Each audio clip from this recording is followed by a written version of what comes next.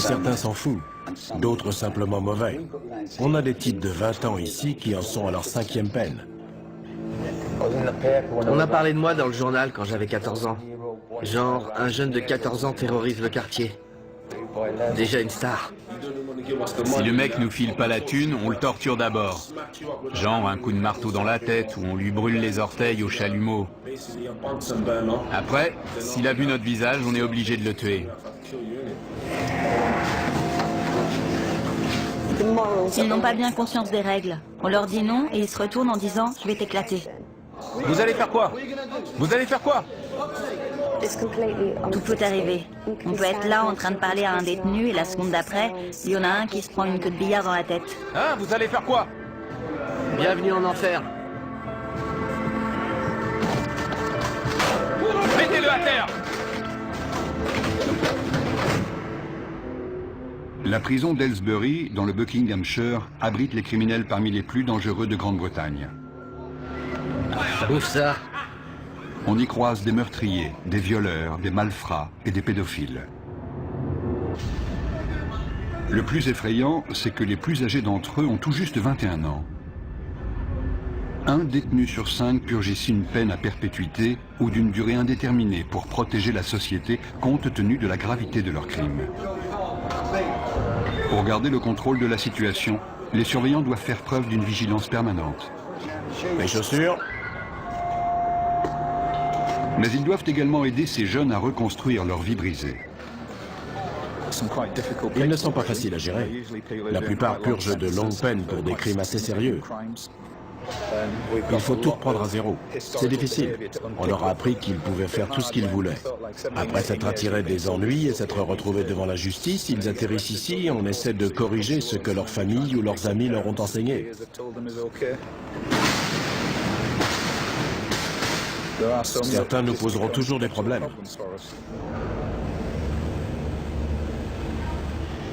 Aylesbury est un établissement redouté au sein de la population carcérale.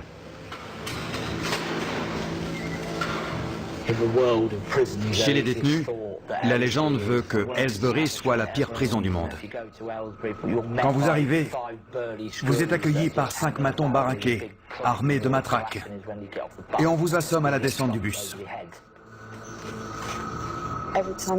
Ceux qui arrivent ont peur parce qu'on leur a dit qu'il y avait des problèmes de gang, des bagarres tous les jours, 4 à 7 par jour. Mais depuis un an, ça s'est un peu calmé. En revanche, quand un incident éclate, c'est généralement très sérieux. Ils utilisent des armes, des queues de billard, des armes artisanales, dans la gorge, dans la poitrine, sur le front. Il n'y a pas de règle. Et c'est rarement 1 contre 1. C'est plutôt 6 contre 1. Si le personnel n'intervenait pas, il pourrait y avoir des morts. Caspian Hogg est le dernier arrivé. Il a 18 ans. Après avoir été incarcéré dans un établissement pour mineurs, il a été envoyé ici en raison de problèmes disciplinaires. Asseyez-vous ici. Combien de fois avez-vous été incarcéré? 4 ou 5 fois. Ok. Quelle peine cette fois? 4 ans. 4 ans, d'accord. Avez-vous déjà pris de la drogue, de l'alcool ou autre produit assimilé? Ouais. Ok. Quoi précisément? Juste de la coke, du cannabis. Juste de la coke? Ouais. D'accord. Vous serez suivi par mademoiselle Morgan. Il y a des gangs dans votre quartier? Ouais. Vous faites partie de quel gang? Stratford Langside. D'accord. Vous avez des gangs rivaux? Ouais, les Farafield FMD. FMD? Ouais. Qu'est-ce qui vous oppose? C'est juste un gang rival avec qui on se frite en prison. En prison? Ouais, en prison. Donc c'est un gang de prison. Ouais. On est coincé toute la journée dans une cellule. On n'a rien à faire. Donc quand une baston éclate, c'est génial. Ça fait de l'animation. Ça fait passer la journée plus vite quand il se passe un truc. Dans le feu de l'action, on se bat pour survivre. Tu les défonces, ou alors c'est toi qui te fais défoncer. Moi, je me lâche. Si t'y restes, t'y restes. C'est comme ça.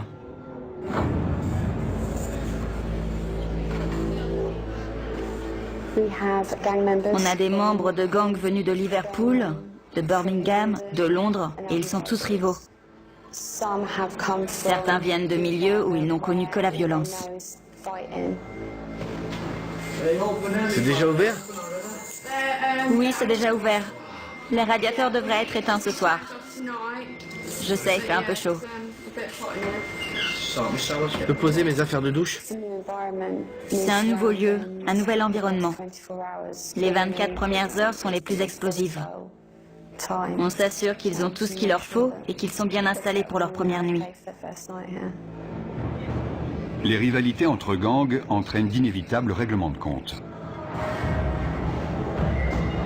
Les nouveaux venus sont particulièrement vulnérables, car ils n'ont pas encore de repères et doivent faire leurs preuves. Dès qu'un incident survient, une alarme est déclenchée.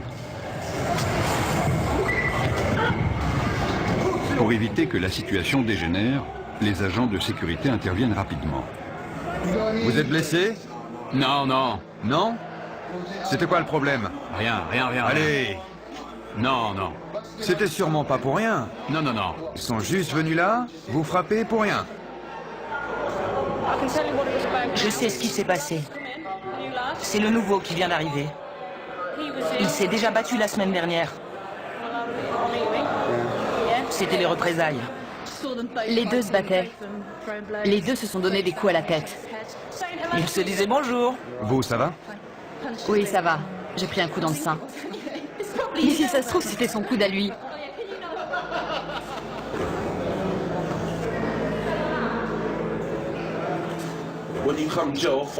Quand on vient de la rue et qu'on arrive en prison, c'est encore plus violent que dans la rue, parce que tous les mecs de la rue sont réunis au même endroit.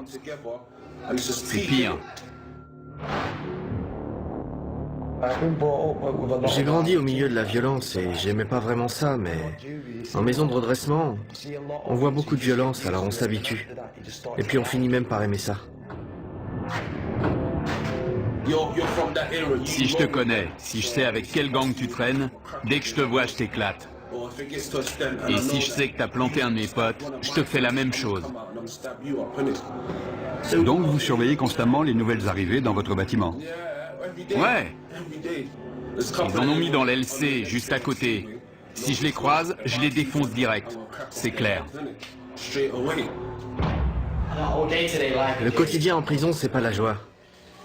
Vous pouvez être le mec le plus balèze avec la plus grosse réputation, il faut quand même surveiller vos arrières. On est tout le temps parano, tu vois. On est sur nos gardes tout le temps, on surveille les autres. On est tous des criminels ici. Comme je l'ai dit, des fois mon but c'est de faire mal à quelqu'un.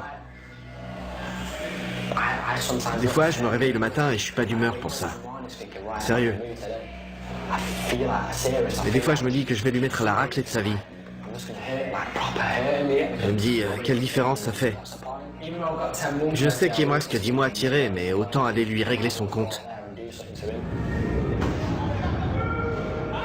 Au cours de leur période d'intégration, avant d'être installés, on propose aux détenus de travailler ou de suivre des cours.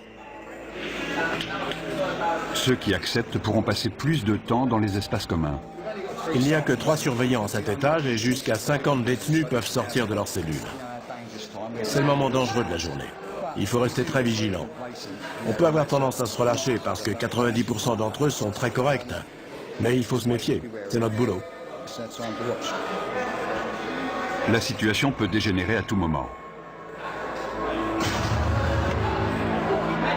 Caspian et 2 nouveaux arrivants ont forcé le passage pour s'introduire dans une cellule.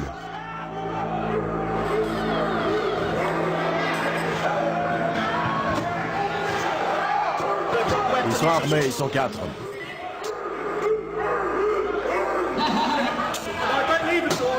Les détenus ont barricadé la porte. Les surveillants ne peuvent pas entrer. Je veux voir tous les détenus dans leur cellule.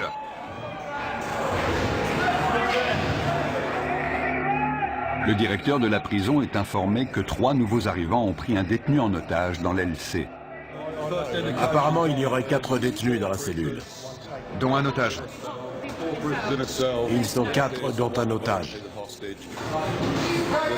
On va envoyer des négociateurs devant la porte pour tenter d'établir un dialogue et on avisera. Ma vie est en jeu. C'est pour ça qu'on doit menacer la sienne. D'accord, on va transmettre ce message au directeur. Vous comprenez? On est en danger de mort. On est forcé de faire ça. Je comprends. 3 d'entre eux viennent d'autres prisons. Ils avaient prévu leur coup. Notre priorité, c'est l'otage. Si vous faites pas venir le directeur, je le viole. Je vais le violer. Écoute, tu n'as pas à lui faire de mal. On t'écoutera de toute façon. Le négociateur joue un rôle clé car il analyse la situation pour nous. Si nous sentons que la vie d'un détenu est en danger, il est clair que les négociations sont terminées et qu'on doit intervenir. L'otage doit avoir conscience que le personnel est présent et jauge la situation car ils disent tous « je vais le tuer ». Mais est-ce qu'ils veulent vraiment le faire? J'aime pas cette prison, c'est tout. Je l'aime pas. T'es pas le seul. Mon problème, c'est que j'ai beaucoup de prisonniers qui ne sont pas heureux d'être ici. Si on commence à parler de transfert maintenant, j'aurai une autre prise d'otage dès cet après-midi, car certains vont se dire « Oh, il suffit de prendre un type en otage pour se faire transférer. » Je vais lui trancher le cou et le vider de son sang. Il a menacé de le violer et de lui trancher la gorge. Non, le cou. De lui trancher le cou. Je vais vous dire. Écoutez-moi. Vous me prenez pas au sérieux? Si, croyez-moi. Nous prenons ça très au sérieux. Une cellule de crise a été mise en place par le directeur de la prison pour gérer l'incident. La décision a été prise de faire appel à des agents des forces de l'ordre spécialement entraînés pour agir dans ce type de situation. L'otage avait un t-shirt noué autour du cou, il était assis sur le lit, ils sont armés d'un couteau en plastique et de morceaux de verre. Ils ne veulent pas être ici. Ils ne se sentent pas en sécurité. Ils veulent retourner plus au nord, vers Liverpool ou Manchester. Il y en a un qui est arrivé hier, un autre il y a 9 jours. Ils viennent tous du même coin. Ils se sentent menacés par les gars de Londres. Et ils en ont assez. L'équipe d'intervention de la prison se prépare à intervenir au cas où la situation dégénérerait. La prise d'otage dure depuis 2 heures. Jason Harper passe le relais à un autre négociateur qui va poursuivre la discussion avec les preneurs d'otages. Écoutez-moi, d'accord? Je ne vais pas vous mentir. Je vous ai dit tout ce que je savais. La température de 40 degrés n'arrange pas la situation. Il s'est effondré au sol. L'otage a perdu conscience. Tournez-le sur le côté. Tournez-le sur le côté et mettez-lui la tête en arrière pour qu'il puisse respirer. Oui, voilà, sur le côté. La reine, c'est Andy. Julie vient de me dire que l'otage avait perdu connaissance. Il est allongé au sol, elle leur a expliqué la position latérale de sécurité. Le directeur est mis au courant de la situation. Il ordonne le déploiement de son équipe d'intervention pour porter secours à la victime. Vous m'avez dit que vous vouliez sortir. J'attends qu'on me dise comment ça va se passer. Ensuite, la situation va se débloquer. Au bout de 3 heures, les preneurs d'otages acceptent de se rendre calmement. Où il est? Je veux le voir. L'otage, il sort en premier? Non, il sort en dernier. Comment tu t'appelles? Caspian. Les mains sur la tête. Sors calmement, par ici. Caspian Hogg, l'initiateur de cette prise d'otage, est conduit vers le quartier disciplinaire. Le détenu qui est arrivé hier venait déjà du quartier disciplinaire de son précédent établissement. Il est connu pour des faits de violence, d'agression de personnel, de port d'armes, de barricades. Il a tout fait. Il vient du nord du pays. Il a beaucoup d'influence sur les autres et il s'en est servi. Mais on est formé pour ces situations, donc ça va aller. On va descendre au quartier disciplinaire pour une fouille intégrale. Je suis le responsable, donc j'y participerai. Chacun sera tenu à l'isolement en attendant qu'une punition soit décidée. Nous sommes responsables des détenus les plus problématiques de l'établissement.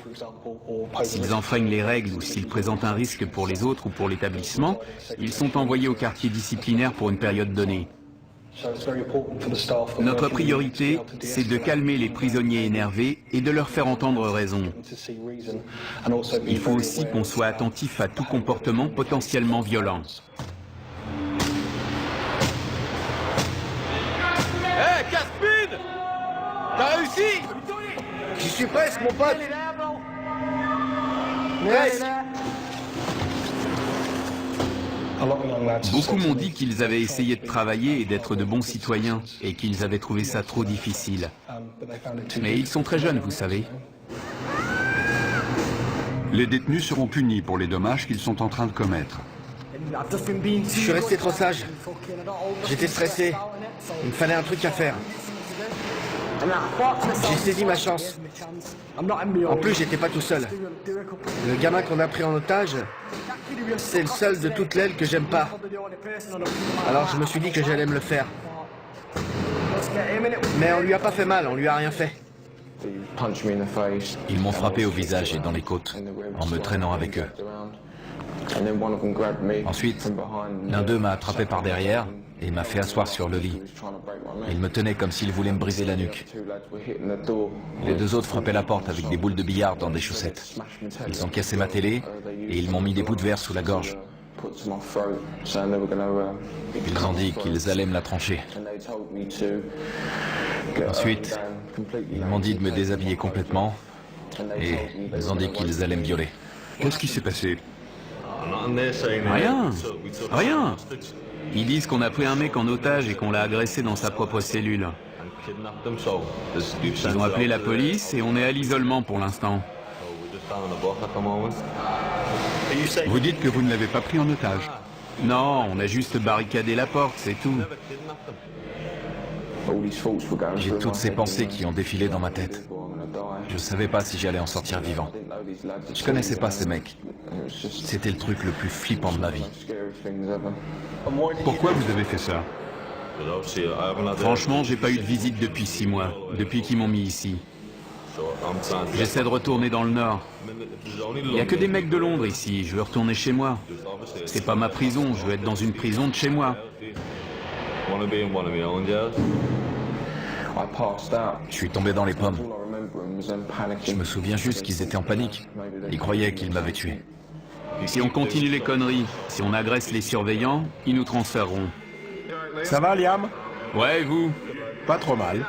J'ai connu des jours meilleurs.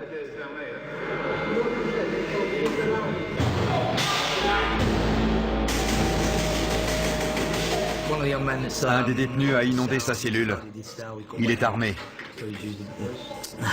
Il a cassé le manche de son balai. On lui a demandé de nous le remettre. On va le déplacer dans une cellule où il n'y a pas d'eau. C'est trop court. Il doit lui en rester. Le détenu a jeté les morceaux de manche à balai dont il se servait comme arme. C'est trop court. Pourquoi vous avez gardé ce morceau, hein? Je vous avais dit de tout jeter. Reste sur le côté. Déverrouille la porte et je la pousserai. Reculez vers nous. Doucement.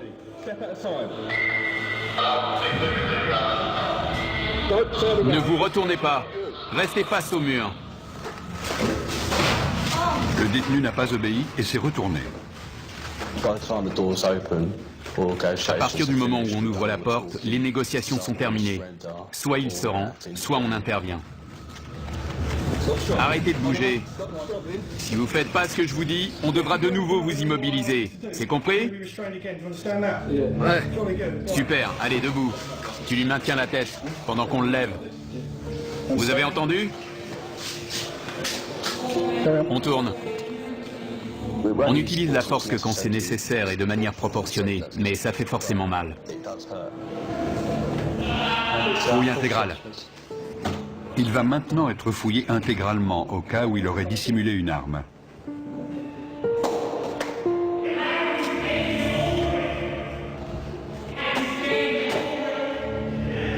Retournez-vous. Bande d'enflures.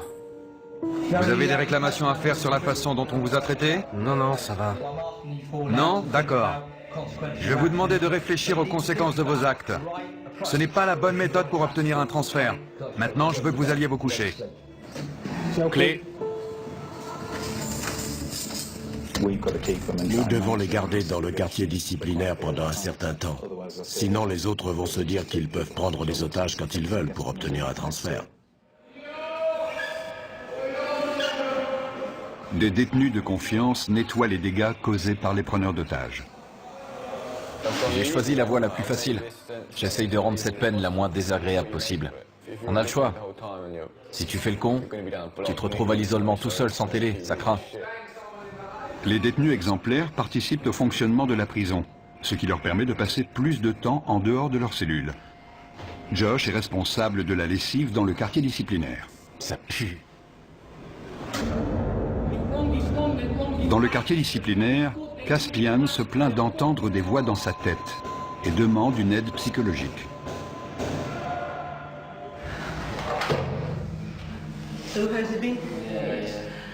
Je dois déterminer si vous êtes du genre manipulateur. Manipulateur? Si vous aimez titiller les gens et les énerver pour prendre l'avantage. Non, sérieux. Je risque de vous poser des questions qui vont vous énerver. Ouais. Vous avez le droit d'être en colère. Ce que vous n'avez pas le droit de faire, c'est être violent. Mais je suis un type violent, madame. Regardez mon dossier. Depuis mes 11 ans, je suis traîné de foyer en foyer et je suis incontrôlable. À 11 ans, j'ai arraché le torse d'un type avec mes dents. J'ai mordu une meuf à l'oreille. On a toujours dû me maîtriser. J'ai toujours le même sentiment. Et je me dis que mon destin, c'est de tuer quelqu'un. Et la perspective de sortir d'ici, de commettre un tel acte, et de revenir en prison pour une peine à perpétuité, ne vous dérange pas? Ça dépend. Quand je pète les plombs, ça me dérange pas, je m'en fous. Je pense pas que je suis un taré. Mais si on m'aide pas maintenant, je vais finir par le devenir. Je ne suis pas convaincu à 100% qu'il souffre de troubles mentaux. Il souffre de troubles émotionnels, ça c'est sûr.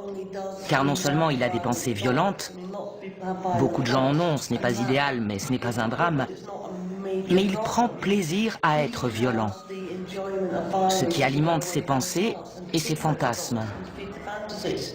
Je pense que son comportement pourrait le conduire au meurtre.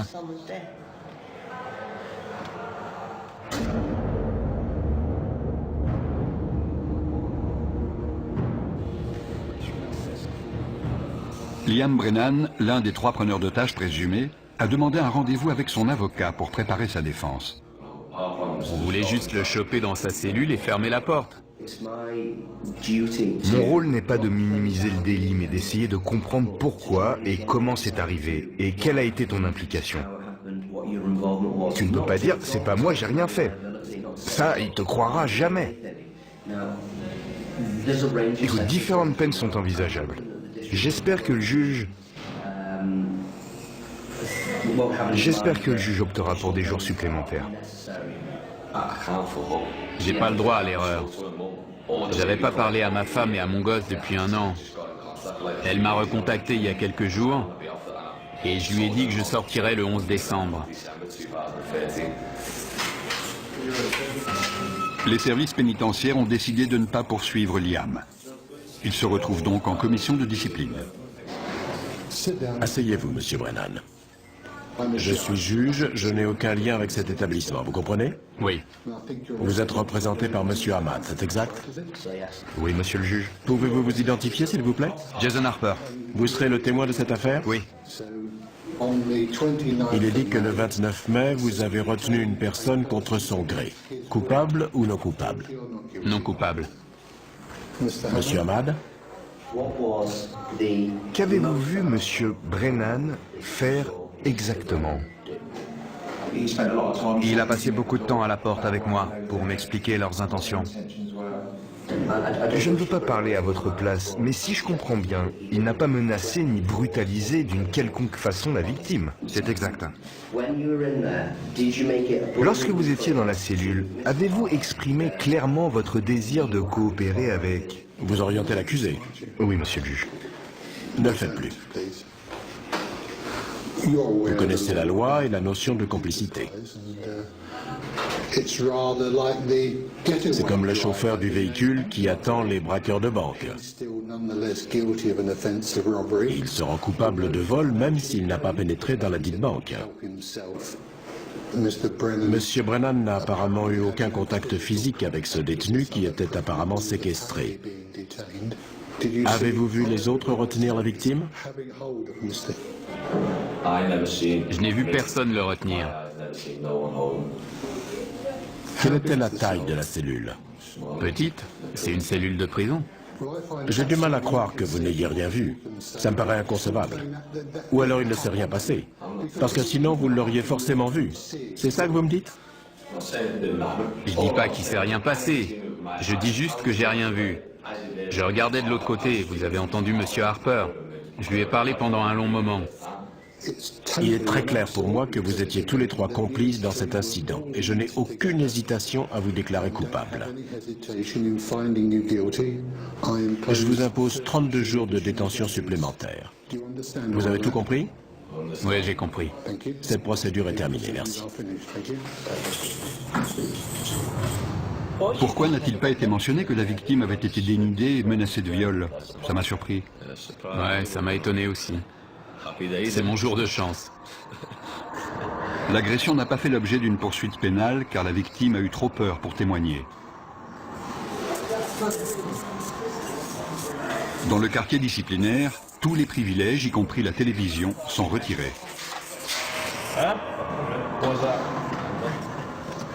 Brennan refuse de retourner dans sa cellule, à moins qu'on lui apporte une télévision pour qu'il puisse suivre le match de foot Angleterre-Ukraine. Je ne vous entends pas. Vous savez quoi? Quoi? Je suis coincé ici 2 semaines sans télé, donc je m'en fous de m'attirer des ennuis. Liam, je ne veux pas que vous restiez ici plus longtemps que nécessaire, car vous êtes quelqu'un de bien. C'est vrai? Je peux vous proposer des activités, de la peinture, ou alors vous pouvez demander des cours. Moi? Demander des cours? J'ai pas suivi de cours depuis mes 11 ans, demander des cours? J'ai pas envie de me pendre. Michel Morris parvient enfin à convaincre Brennan de rejoindre sa cellule. Pour sa participation à la prise d'otage, Caspian est condamné à 38 jours de détention supplémentaire. Caspian, c'est votre dernière chance d'obtempérer. J'ai dit non. Les surveillants tentent de le raisonner, mais il refuse de retourner dans sa cellule. Il sera envoyé dans le quartier disciplinaire jusqu'à ce que le directeur estime qu'il est capable de rejoindre les autres détenus. Caspian, si tu ne suis pas nos instructions, on t'immobilisera de nouveau. D'accord? Personne n'est au-dessus du système. Il y a des règles, des procédures, des lois à suivre, que vous soyez un détenu ou un surveillant. Personne n'est au-dessus de ça. Debout. Debout. Caspian, par ici. Il n'y a qu'à l'extérieur qu'on peut considérer ces jeunes de 18 ans comme des adultes. Beaucoup n'ont pas la maturité d'un adulte. Ils sont très influençables et peuvent s'attirer des ennuis. Entre là-dedans. Je vais demander à l'infirmière de venir te voir.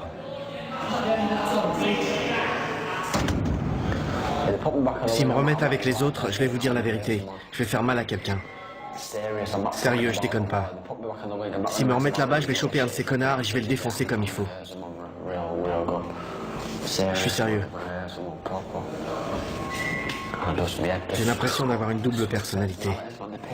Tout m'énerve, tout le monde m'énerve. J'aimerais parler à quelqu'un, mais j'ai la tête en vrac. J'ai l'impression qu'elle est énorme.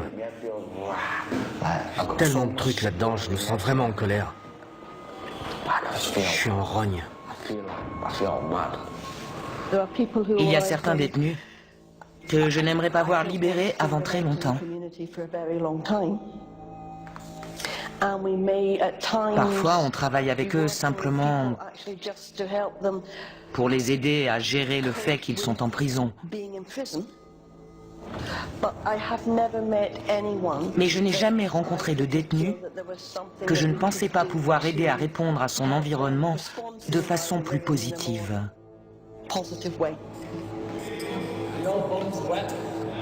L'état mental de Caspian Hogg continue d'être surveillé. De quel autre traitement pensez-vous avoir besoin? Est-ce que vous pensez que je peux faire autre chose pour vous aider? Non, rien. Il n'y a rien d'autre que vous puissiez faire.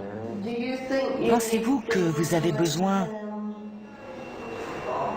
d'apprendre à contrôler vos émotions? Non, je crois pas. Je connais mes émotions et je crois plutôt que j'en ai pas assez. J'essaie de pleurer, mais j'y arrive pas. Je peux pas pleurer. Sauf des fois, ça vient sans prévenir, ça arrive. Vous voyez de quoi je parle? Je pleure pas quand il se passe un truc triste. Ça m'arrive même de rire.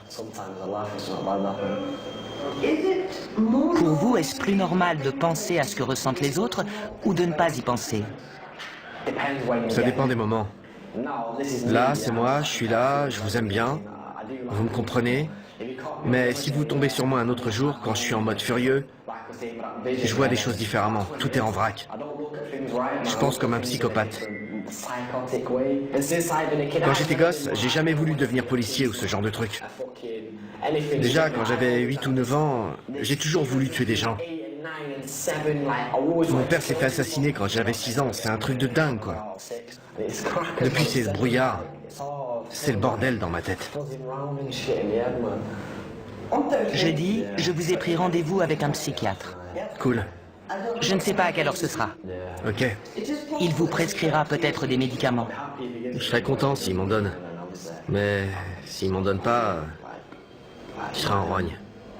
Ça vous mettra en colère? Ouais, carrément. Je suis convaincu qu'on ne naît pas bon ou mauvais. On apprend de notre environnement comment réagir au monde qui nous entoure. Et certains apprennent que la meilleure façon de réagir à ce monde, c'est par l'agression ou la violence. Super papa, tu sais comment je t'aime? Et quand tu l'ouvres, c'est marqué gros comme ça. Le père de Caspian a été assassiné quand il avait 6 ans. Il est donc très conscient de son rôle de parent. Je veux pas que mon fils grandisse dans les mêmes conditions que moi. J'avais 14 ans quand je l'ai eu, mais j'ai vieilli. À l'époque, j'avais pas toute ma tête. Je faisais que fumer de l'herbe, voler, j'étais débile. J'étais un gamin, donc je faisais des trucs de gamin. Maintenant, j'ai mûri.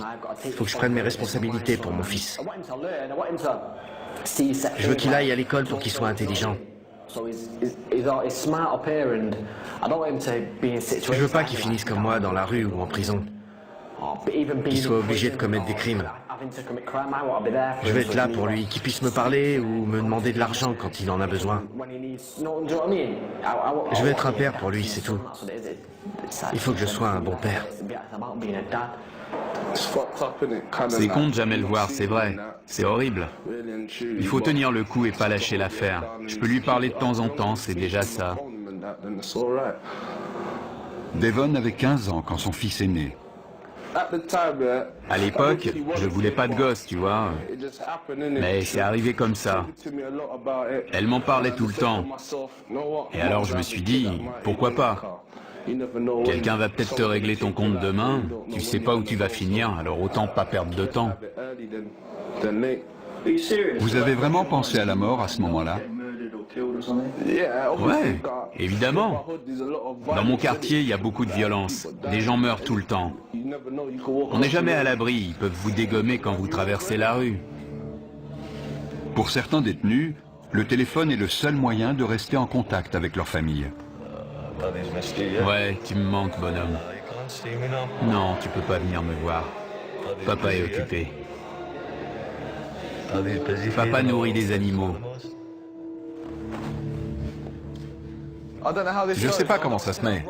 Je veux pas que ça lui tombe dessus. Dans la chapelle de la prison, Josh se prépare pour la fête des pères. Exceptionnellement, les détenus exemplaires sont autorisés à passer du temps avec leurs enfants. Je peux jouer avec lui? On peut se rouler tous les deux par terre, je peux lui courir après. Une fois, elle voulait que je vienne l'attraper, mais je pouvais pas aller plus loin. Je suis heureux de pouvoir passer 5 heures avec lui au milieu des rires et des pleurs. J'ai envie de l'attraper et de lui faire des câlins. Tu peux ouvrir la bouche? Bravo. Ça me plaît pas de le voir se faire fouiller, mais je préfère avoir cette relation avec lui. J'ai de bonnes raisons de changer. J'ai un gosse et une fiancée, une famille qui a besoin de moi. Pour être honnête, si j'avais pas ma famille, je me serais sûrement pas comporté aussi bien. Viens là, mon grand. Ils ont besoin de moi. Ils comptent sur moi pour sortir d'ici. Où elle est, ta cape? Tu fais ton timide? Si je me comporte bien, je retrouverai ma famille. C'est simple. Si je joue le jeu, je gagne tout. Sinon, je perds. Comment ça va, ma belle? Oh, arrête.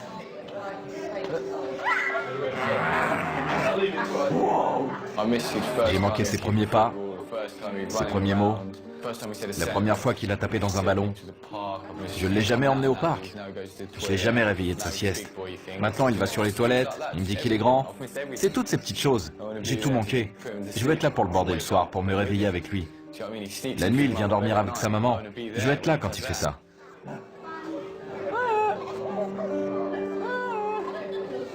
Messieurs, dames, s'il vous plaît, vous pouvez vous dire au revoir? Tout va bien. Quand j'ai su que j'allais en prison, je pensais qu'elle allait m'oublier. J'avais 18 ans. Et on était ensemble depuis 2 ans et demi.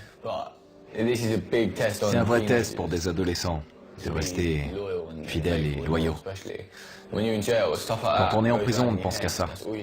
Il faut pouvoir compter sur quelqu'un de confiance pour traverser ça. Sinon, on craque. Je pourrais être là toutes les nuits à imaginer qu'elle me trompe. À plus. Je t'aime.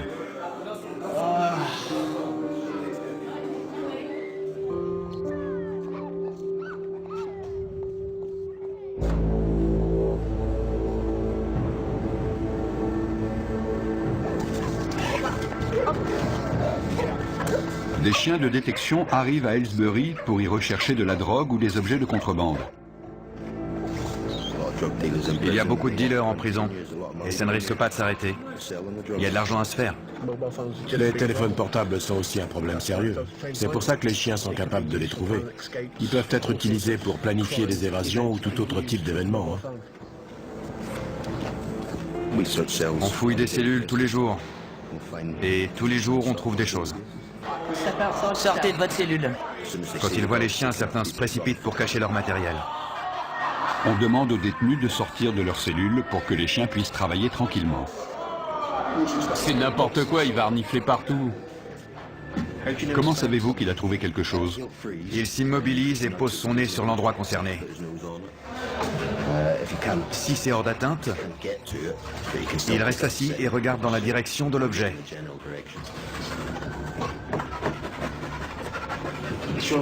Il a l'air très intéressé par la fenêtre. Je vérifie s'il n'y a rien à l'extérieur. Il a peut-être senti une odeur de joint qui venait de la rue. Il reste concentré sur la zone autour de la fenêtre et du lit. J'étais en train de pioncer et ils amènent un chien dans ma cellule pour renifler partout. C'est n'importe quoi. Notre équipe fouille la cellule pour essayer de trouver ce que le chien a senti. Il semblait concentré sur une zone en particulier, donc c'est là qu'on fouille en premier. J'espère qu'on va trouver quelque chose. Les chiens poursuivent leur inspection des cellules. Ça sent dès qu'on ouvre. Il a fumé dans sa cellule, c'est sûr. Le chien va nous dire si la drogue est encore là. Oui, ça sent. Il y a de la drogue et des téléphones partout dans la prison. Avant, tout le monde planquait ça dans le meuble de l'évier en retirant les vis avec un coupe-ongle ou un truc dans le genre. Je vous en dirai pas plus. Avec un téléphone, on peut appeler qui on veut, envoyer des textos, parler à sa chérie le soir, vous voyez ce que je veux dire. On peut dire ce qu'on veut, gérer ses affaires, son fric, tout ça. Vous avez déjà eu un téléphone ici? Ouais, mais c'est trop de pression.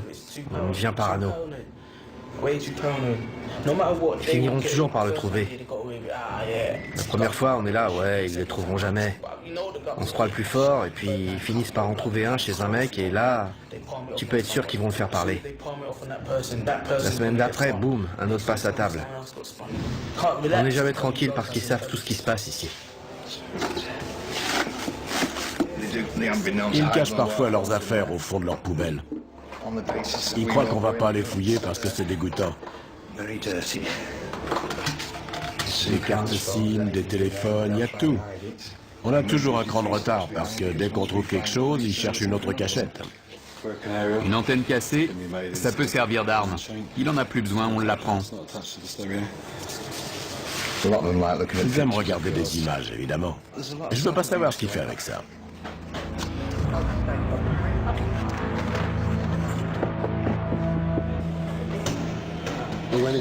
Dans une cellule, on a trouvé un téléphone avec un chargeur. Donc, nos équipes vont l'inspecter une deuxième fois.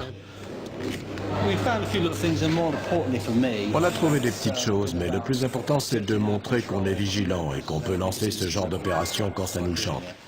C'est intéressant d'observer leurs réactions. Certains détenus n'étaient clairement pas rassurés à l'idée qu'un chien allait inspecter leur cellule. 5 semaines après avoir pris en otage un codétenu, Liam Brenham retrouve son ancienne cellule. Mate mes affaires, elles sont trempées. C'est pas grave, il y a tout, non? C'est une photo de mon fils, ça. C'est pas normal, non? Qu'est-ce qui se passe? C'est quoi le problème? C'est lui le problème. Si ça te pose un problème que j'ai pris l'autre en otage, je suis là, je t'attends. Sinon, casse-toi. Liam, Vous trouvez ça normal? La photo est trempée, mes chaussettes aussi. Et il me dit que c'est pas grave. arrêtez de crier, d'accord? N'empirez pas la situation. La cellule a dû être fouillée. C'est ça la fouille. Sérieux. C'était collé à la base. Écoutez, le lendemain, on a mis un cadenas sur votre porte. Vous l'avez vu? On n'a pas ouvert cette cellule depuis 5 semaines.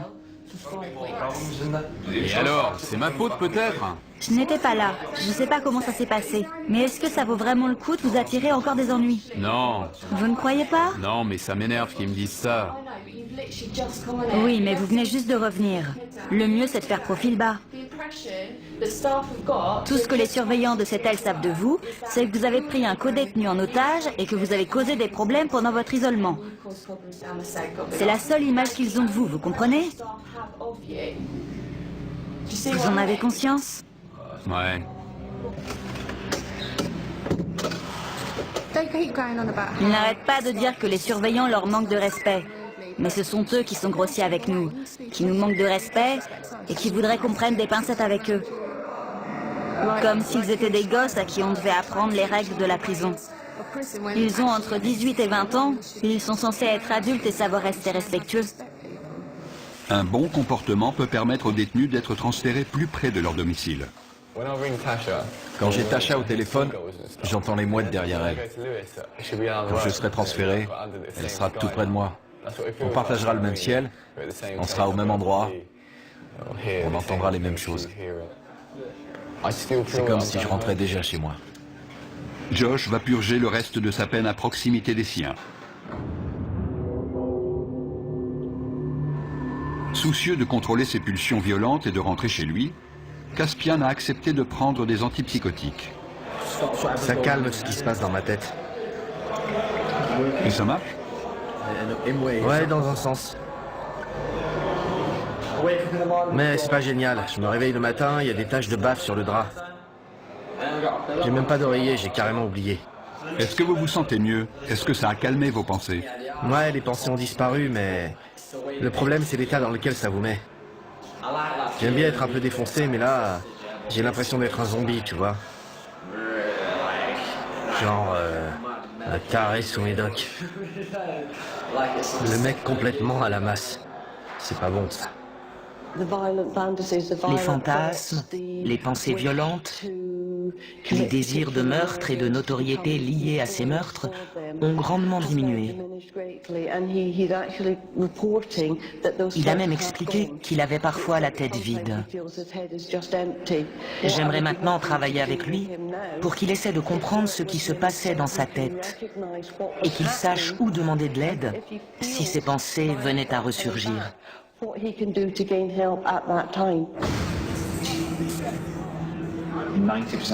90% des détenus que nous accueillons ici vaquent à leurs occupations et font ce qu'on leur demande. Il peut y avoir de petits incidents, mais c'est tout. Ce sont les 10% restants qui causent la majorité des problèmes. Ils ne veulent pas rester tranquilles ni faire ce qu'on leur dit. Ils se rebellent constamment. Ils essaient de créer le désordre pour saper notre travail.